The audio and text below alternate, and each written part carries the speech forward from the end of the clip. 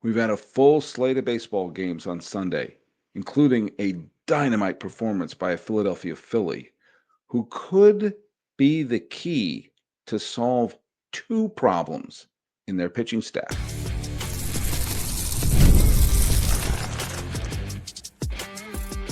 You are Locked On MLB, your daily MLB podcast, part of the Locked On Podcast Network, your team every day. Hello, baseball fans, and welcome to Locked On MLB, part of the Locked On Podcast Network. We're at your team every day. This is the daily podcast. We talk about all of Major League Baseball. I am your host, Paul Francis Sullivan. Please call me Sully. Follow us at Locked On MLB Pods on Twitter or whatever they're calling it these days, and on Instagram.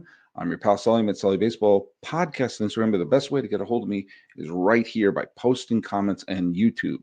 And whatever social media you decided to use, if you're going to leave a post, put that hashtag #EverydaySully right there. It helps us find people making comments, and sometimes they're hidden, and I want to respond to you all. By the way, this episode is brought to you by Monarch Money. Take control of your finances. With Monarch Money, use code LOCKEDONMLB at monarchmoney.com for 50% off your first year. All right, before we start going on, before we get going on the show, let's talk about the trivia question. The trivia question was, talk a little bit about the Orioles manager. We're going to talk about, they'll come up again.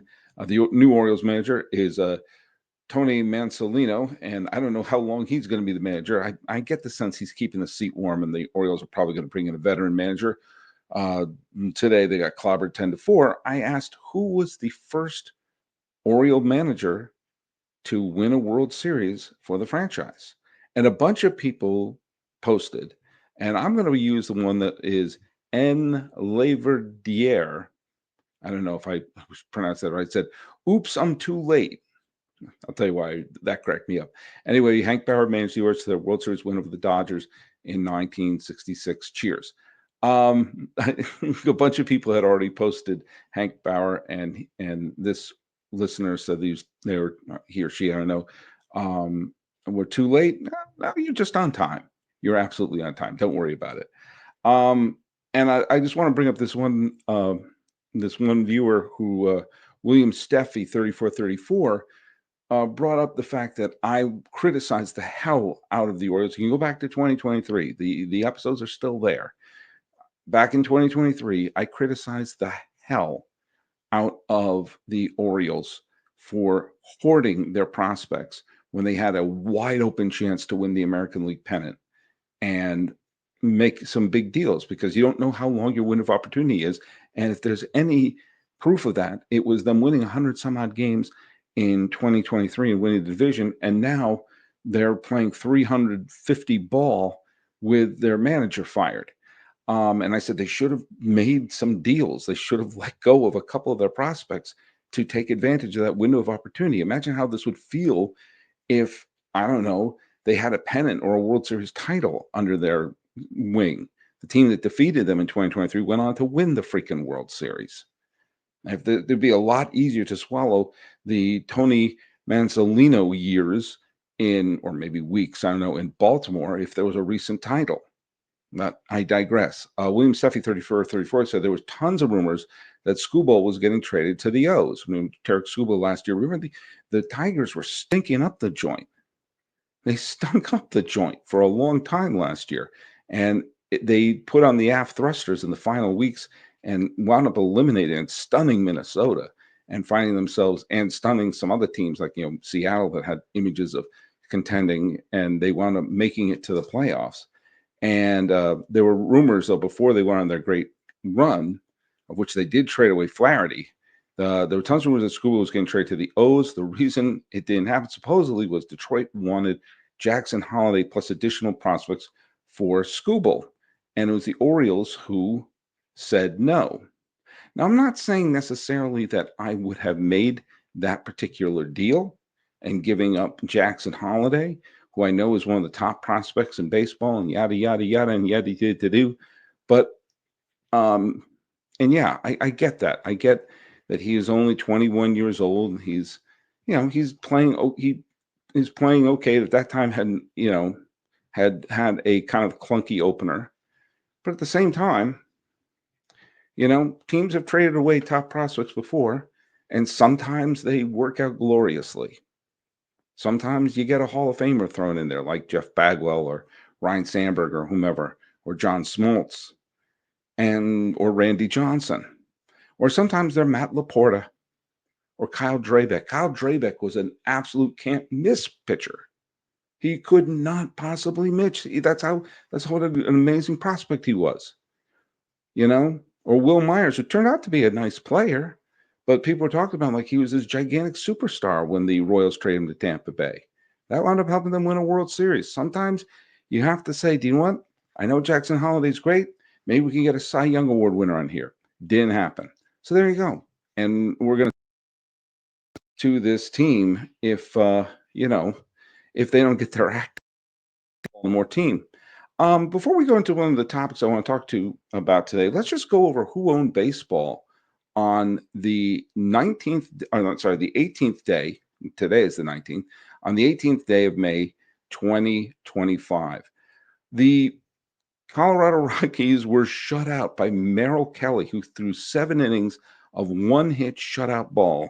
The D-backs won 1-0 over Colorado. And folks, this is why baseball is the greatest game of all. Because the other day the score was 14-12 Colorado, and today it was 1-0.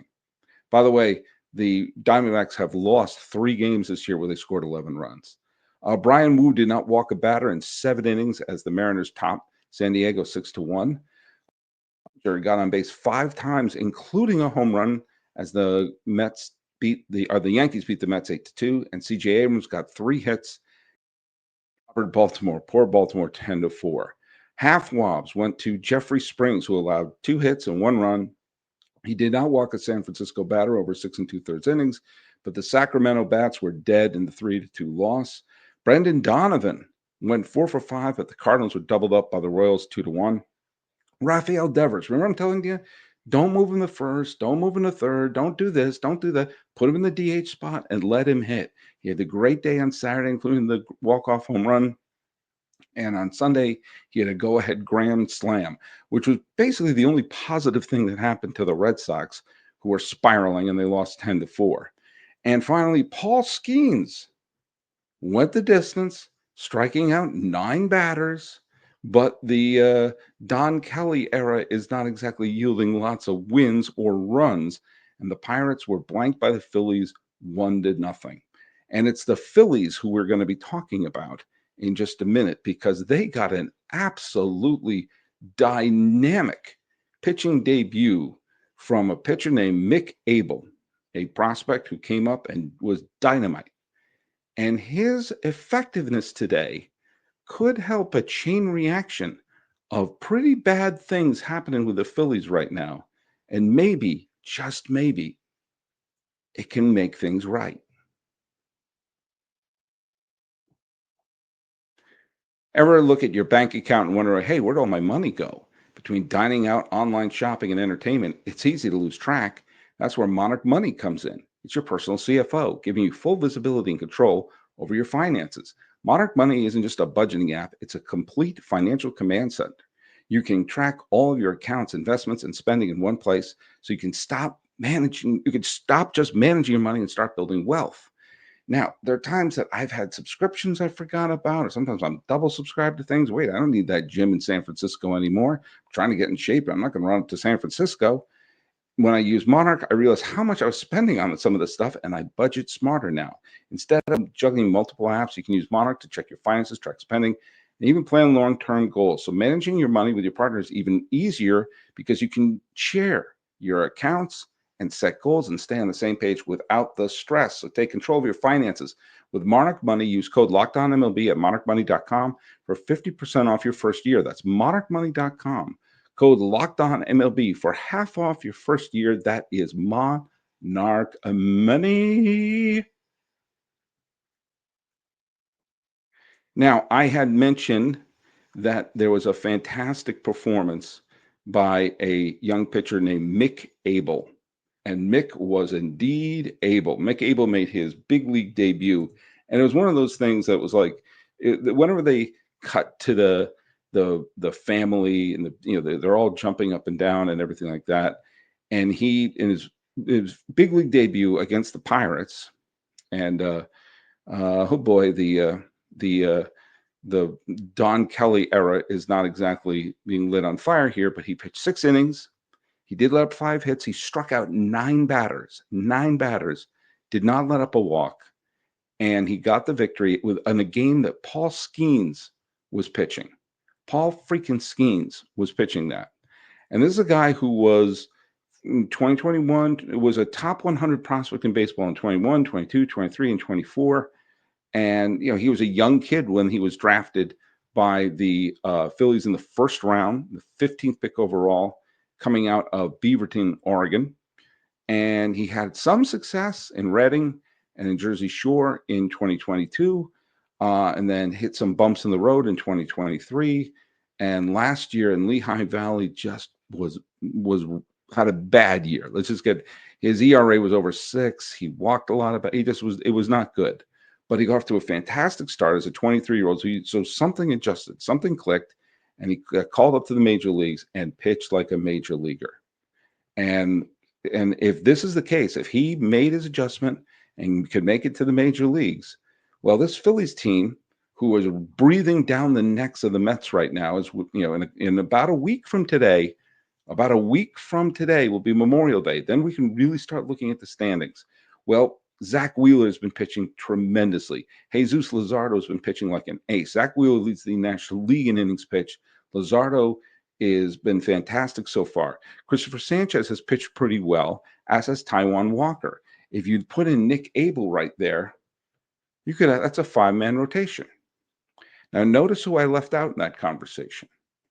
Aaron Nola. Aaron Nola has been complete garbage so far. Now, Aaron Nola is obviously he's been a talented pitcher for a while. This is his 11th season with the Phillies. He has been an all-star. He has gotten Cy Young votes. He was in 2018 in the COVID year. In 2022, he was part of the team that went to the World Series. In 2022, he pitched pretty well last year, and he remained, a solid all-around starting pitcher who has come out of the gates looking pretty bad. As we're roughly 1/3 of the way through the season, his ERA is above 6. He's been getting pounded, and it's funny. I've talked with the friend of the family named Carol, who is in Delaware, who's a huge Phillies fan, and she writes to me all the time talking about like what's going on with you. She's happy on most days as a Phillies fan, except when Aaron Nola is pitching. Well, Mick Abel has been a top prospect, made the adjustment, and you could ask him to be a number 5 starter. Wheeler, Luzardo, Walker, Sanchez, Abel. You're not asking him to carry the team. So what are you going to do with Aaron Nola? Well, you may not have heard the news, but the Phillies got a really lousy piece of news as Jose Alvarado has been suspended 80 games for performance-enhancing drugs. Now, Alvarado has stepped into the closer role because Jordan Romano has been rotten. Going into this year, Jordan Romano and Aaron Nola were 2 of the reasons why I picked the Phillies to win the World Series, because I thought they had great pitching depth. And Romano has spit the bit, and Nola has been rotten. And now, I just hit my laptop here, Jose Alvarado has been suspended 80 games, 80 freaking games. And all of a sudden, they've lost their closer. They've lost their freaking closer. So here's my suggestion. We've seen this happen before. And there's a name of a pitcher who's pitching for the Arizona Diamondbacks named Shelby Miller. Shelby Miller has been cashing checks since 2012.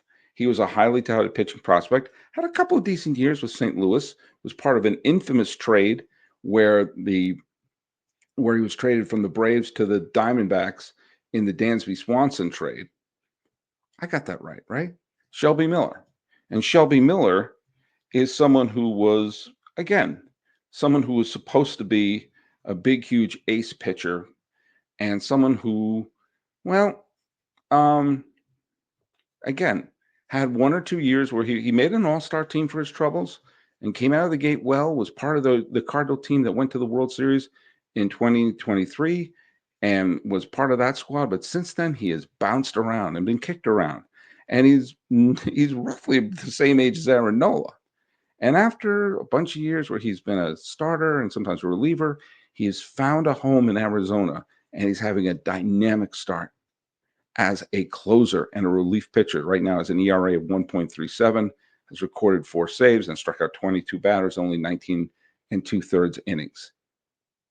Now, we've seen lots of examples of pitchers who were terrific starting pitchers who wound up becoming relief pitchers.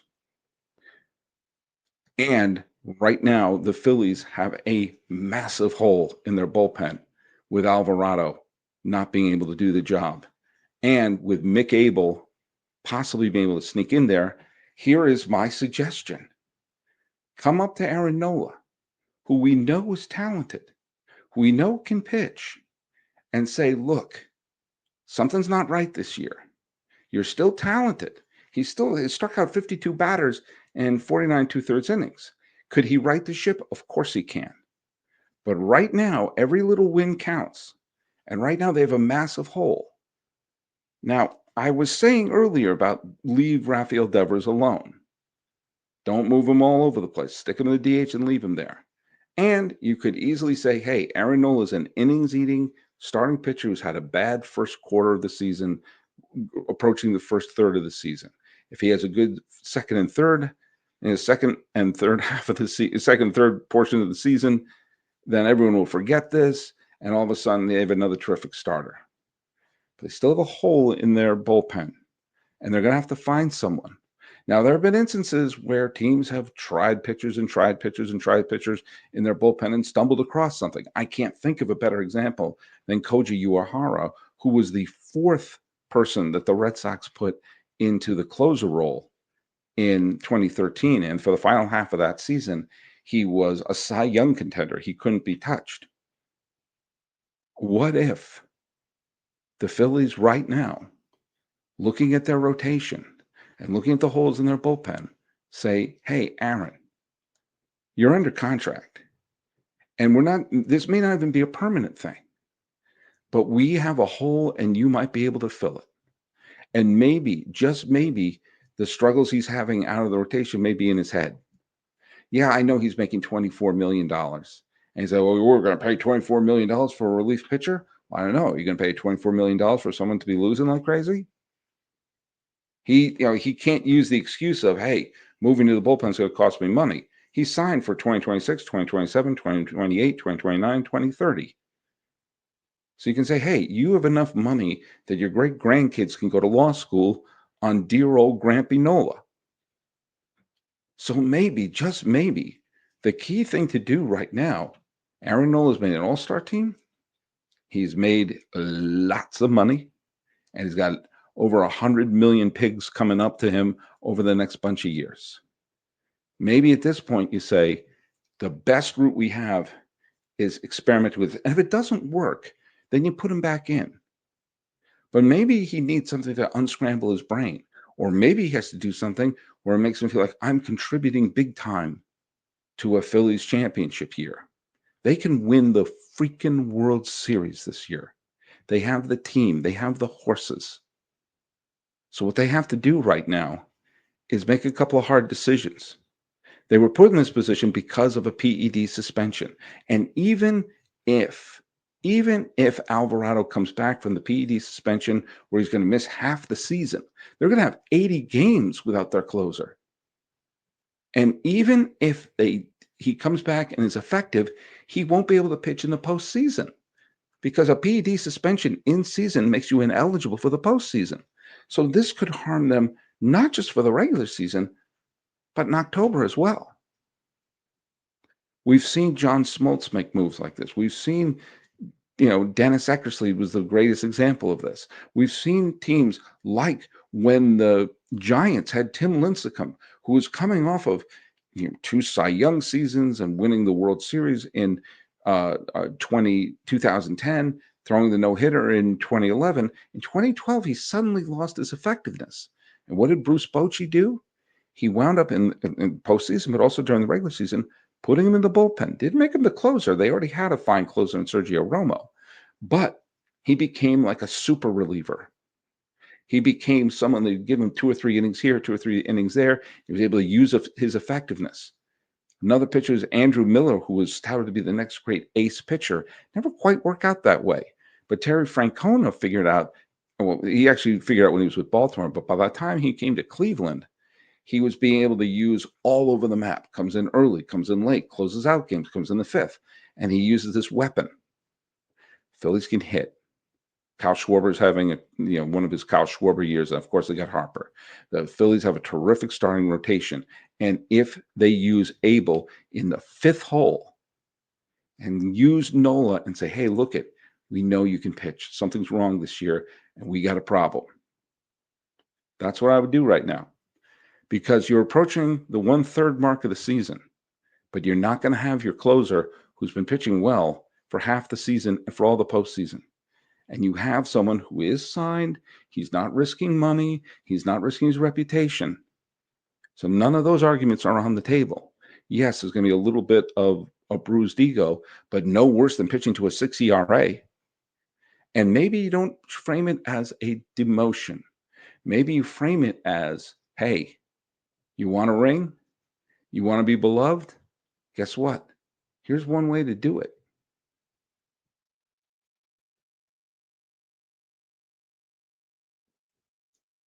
By the way, the Minnesota Twins had their winning streak end, and it's funny. The person who should have gotten the save for that for the game was Jackson Chourio, who made a fabulous leaping catch to steal a 2-run game-tying home run in the 8th inning from the Minnesota Twins. So good for him. The Dodgers brought back Clayton Kershaw, but they've been doing a couple of things that are not very popular in the clubhouse. They've been throwing 2-time World Series champions overboard.